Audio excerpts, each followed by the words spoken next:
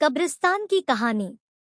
मनोहर का घर पुराने कब्रिस्तान के पीछे था और उसके घर के छत से वह कब्रिस्तान अच्छे से दिखता था। वह रोज उस कब्रिस्तान को पार करके ही अपने काम पर जाता था। मनोहर के दो बच्चे थे और दोनों बच्चे बड़े ही शैतान थे। बड़े बेटे का नाम रॉकी और छोटे बेटे का नाम विकी था। एक बार गर्मी की छुट्टियों में रॉकी और विकी की बहन सोनिया भी आई हुई थी। तीनों मिलकर रात के लगभग 12 बजे एक रूम में ट्रूथ और डेयर खेल रहे थे। रॉकी सोनिया से पूछता है कि तुम ट्रूथ लोगी या डेयर। सोनिया डेयर लेती है और पूछी है कि तुम लोग कुछ खतरनाक करने के लिए तो नहीं कहोगे ना।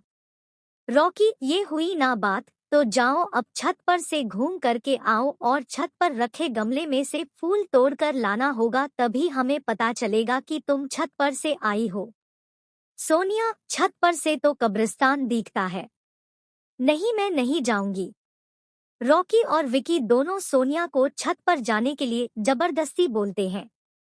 सोनिया छत पर जाती है और जैसे ही गमले में लगे फूल की तरफ बढ़ती है, तभी उसकी नजर कब्रिस्तान की ओर पड़ती है। कब्रिस्तान में एक बड़ा सा सूखा पेड़ होता है। वह देखती है कि उस पेड़ पर एक सर कटी हुई उल्टी लाश लटक रही होती है। सोनिया उसे देखती है और जोर से चिल्लाती हुई बेहोश हो जाती है। फिर जब सोनिया बहुत देर तक छत पर से नहीं लौटती है, तो रॉकी और विकी दोनों डर जाते हैं और वह छत पर जा करके देखते हैं तो पाते हैं कि सोनिया बेहोश पड़ी है।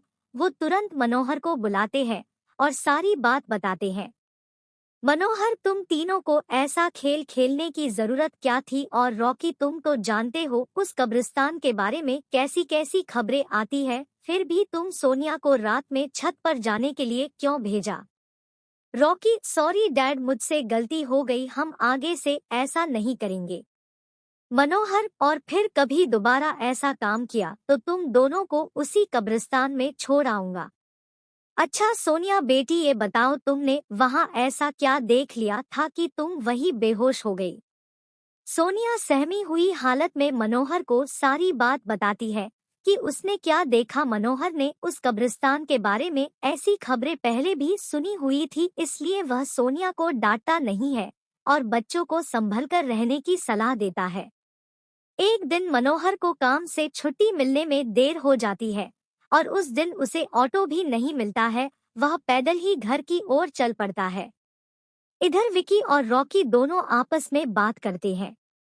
रॉकी, विकी, तुम्हें क्या लगता है सोनिया ने जो कहा वो सच है? मुझे तो लगता है कि वो सिर्फ बातें बना रही है, वो उसका भ्रम होगा।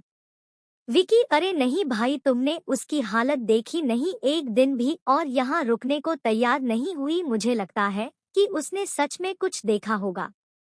रॉकी, चलो हम कब्रिस्तान में जाकर खुद ही देख लेते हैं।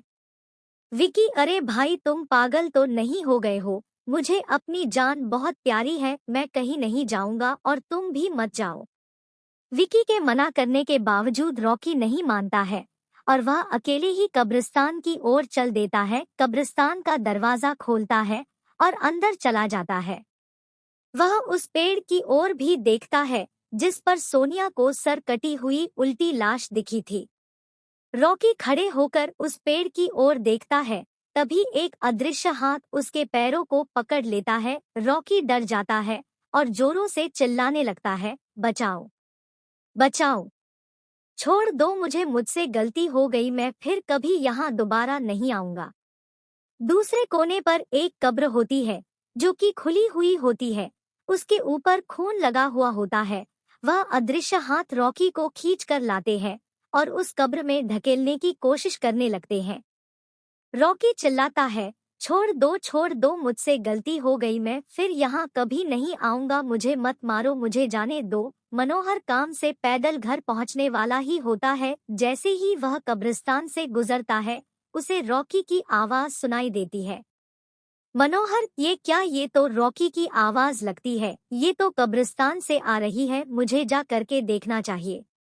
मनोहर कब्रिस्तान में चारों ओर देखता है, लेकिन रॉकी कहीं नहीं दिखाई देता है। वह घर लौटकर आ जाता है और विकी से पूछता है कि रॉकी कहाँ है। विकी पापा मेरे बार बार मना करने के बावजूद भी रॉकी कब्रिस्तान में चला गया। वो जानना चाहता था कि सोनिया जो कह रही थी वो सच है या नहीं। मनोहर, हमारे पास समय बिल्कुल भी नहीं है। जाओ, घर के मंदिर में शंख में जो जल रखा है वो जल्दी से लेकर आओ। हमें रॉकी को खोजने कब्रिस्तान जाना पड़ेगा। विकी वो जल लेकर आता है। मनोहर और विकी कब्रिस्तान में जाते हैं। मनोहर जल छिड़कता है, फिर उसे किसी के घसीटने का निशान दिखाई देता है। वह समझ जाता है और फिर उस निशान का पीछा करते हुए उस कब्र तक पहुंच जाता है। मनोहर कब्र के आसपास वो जल छिड़कता है। कब्र से अजीब अजीब सी आवाजें आती है। विकी बहुत डर जाता है।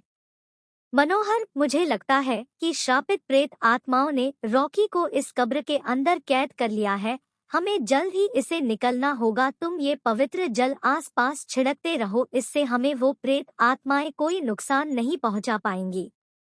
मैं कब्र को खोलने की कोशिश करता हूँ।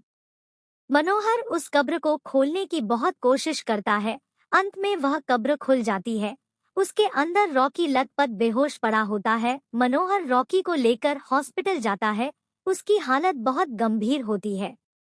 उस दिन के बाद मनोहर उस घर को छोड़कर शहर से दूर एक दूसरे घर में अपने पूरे परिवार के साथ रहने चला जाता है।